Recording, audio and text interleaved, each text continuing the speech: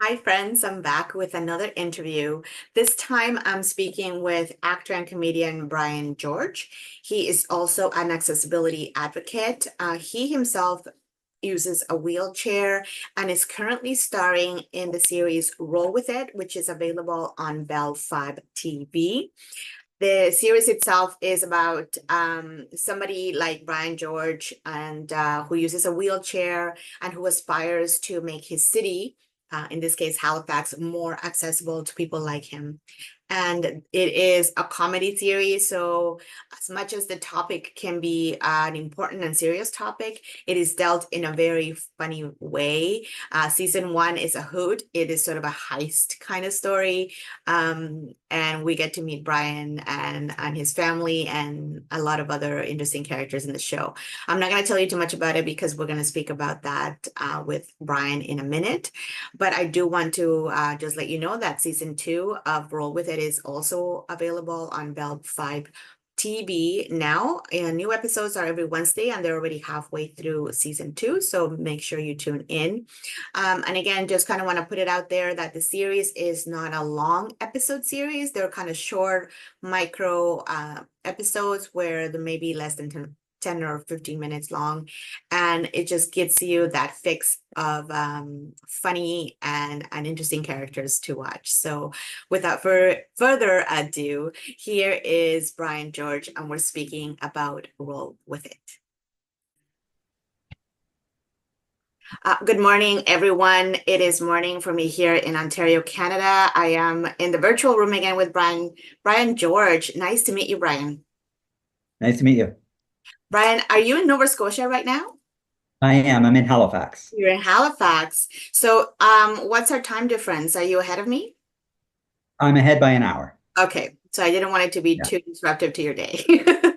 Um, So, Brian, you and I are connecting about a really fun show that I've discovered thanks to connecting with people in the business called Roll With It. It is sort of a comedy series, but before we get into talking about Roll With It, maybe let's talk about your career. I know you've done comedy work yourself. You're an actor and you're involved with creating this series. So, what got you interested in comedy and acting? How it all started really was when I was in college in 2001. I was about to graduate Mhm. and I was on the committee for our year-end party. And everybody had a task, everyone had something to do except me. Mhm. So someone jokingly said to me one day, "Oh, how about you do a sit-down comedy routine?" And I just kind of, very funny. I got the joke.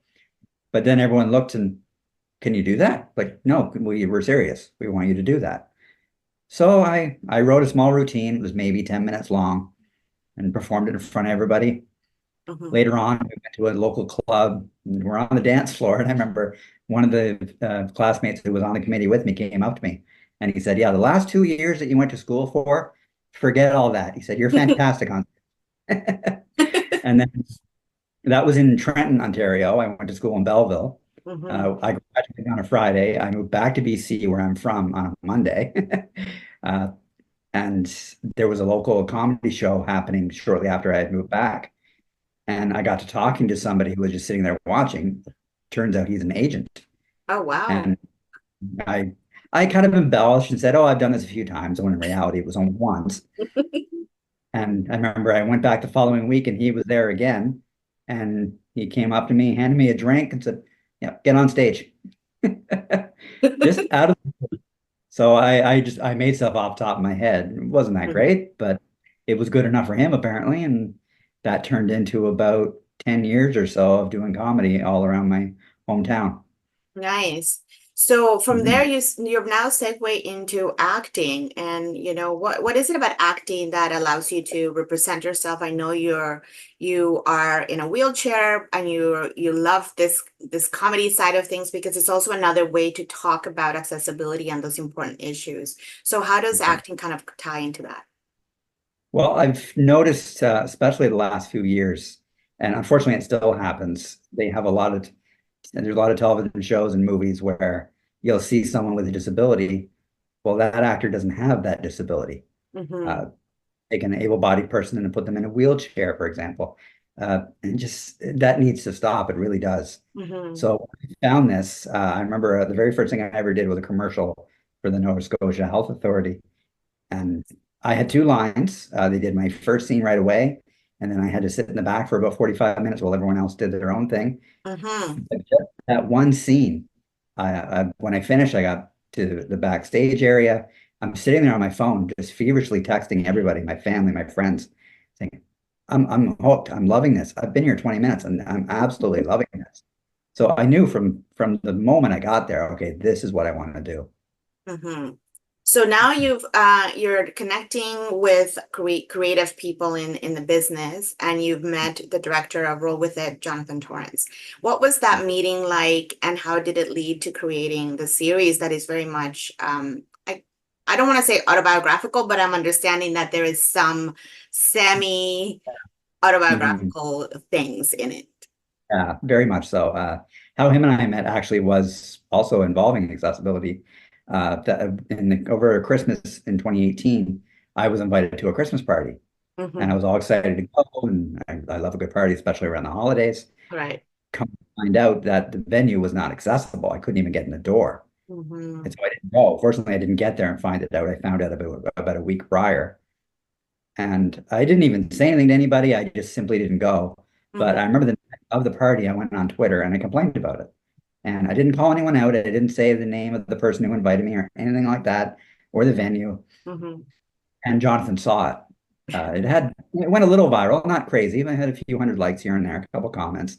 But Right. Jonathan liked it and sent me a private message. And he agreed. He said, "Yeah, that was really bad of them."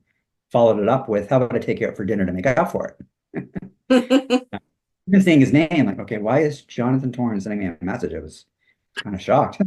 So we met for dinner, and he's said recently in interviews that he's a bit of a nosy person at times. So he wanted to know pretty much everything there is to know about me, and wanted to know what do I struggle with, especially living in an Mm, inaccessible city. Halifax is not accessible at all. I'm complaining about it constantly. Unfortunately, right.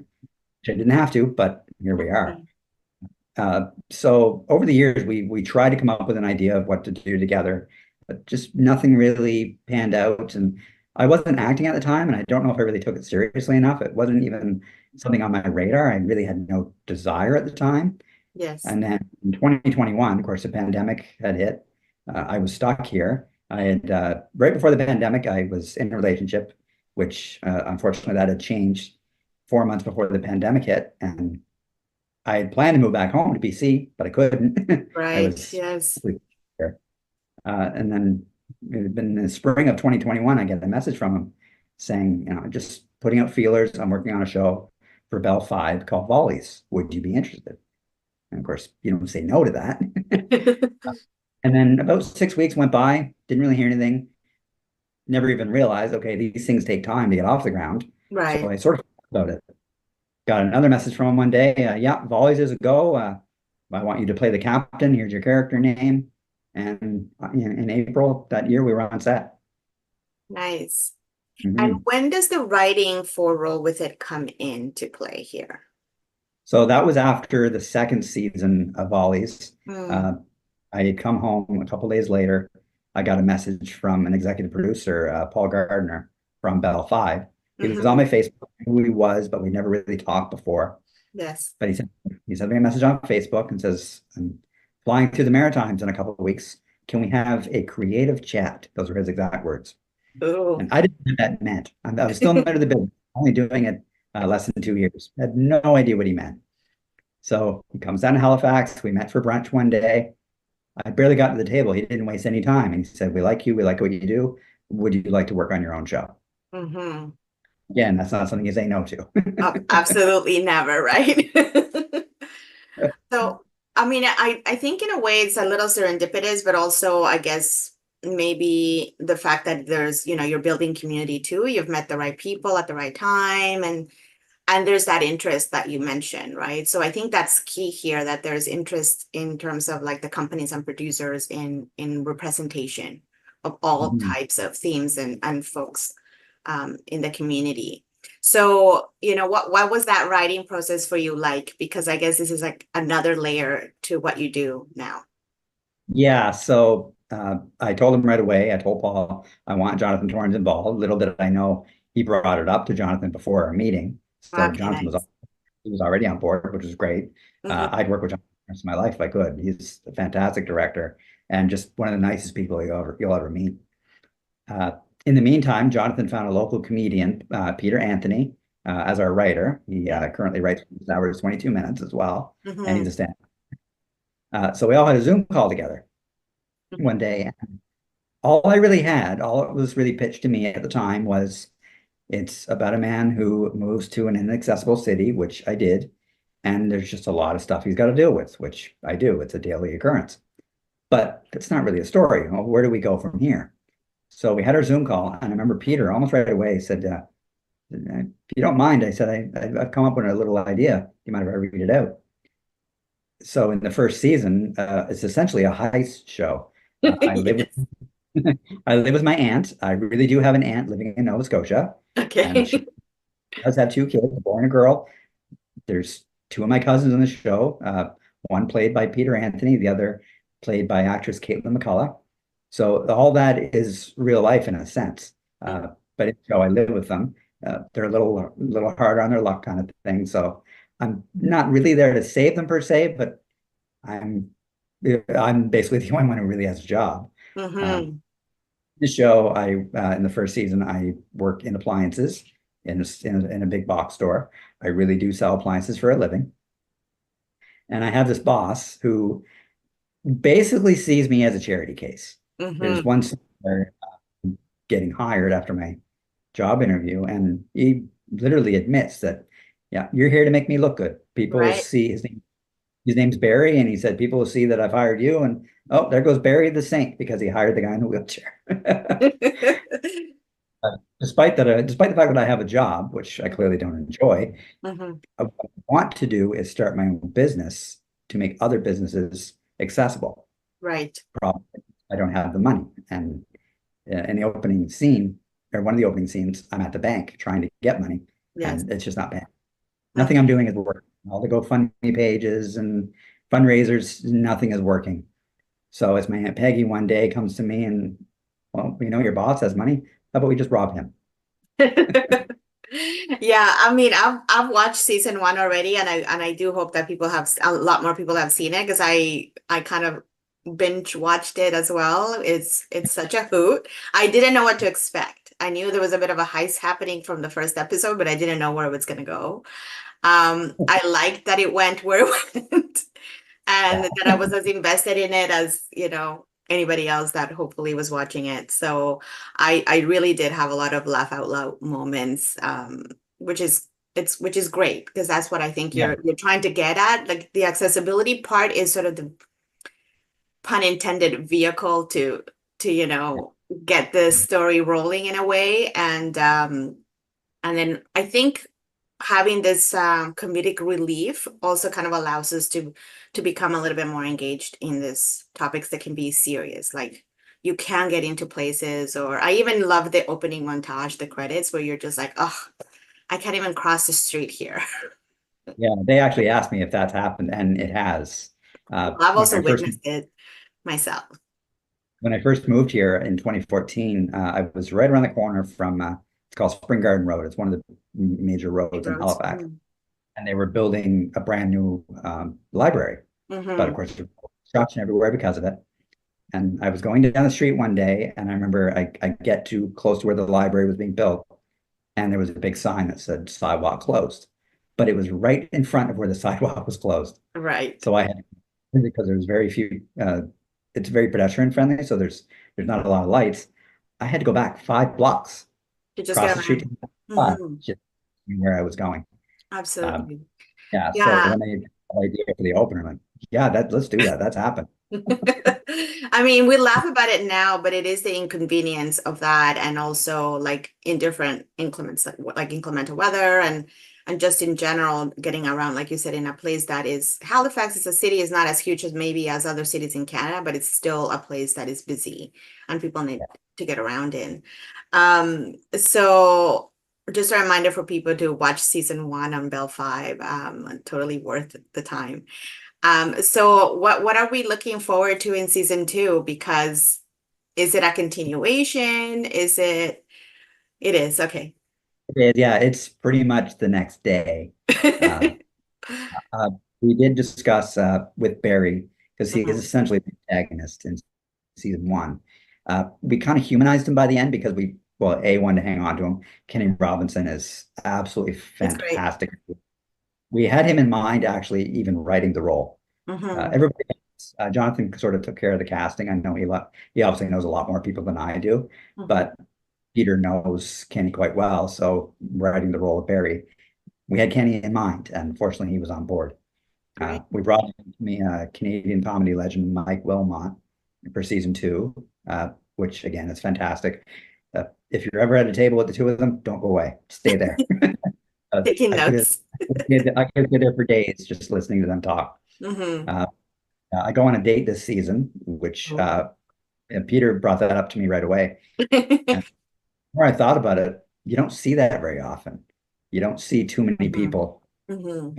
shows or movies where you have someone with a disability and they're in a relationship. They've gone on a date. So right away, I said, yeah, let's do that. So we brought in local actress Leah Pritchard, who was again phenomenal in the role, absolutely fantastic. So just to see that dynamic, something that you don't see very often, Right. I was excited about.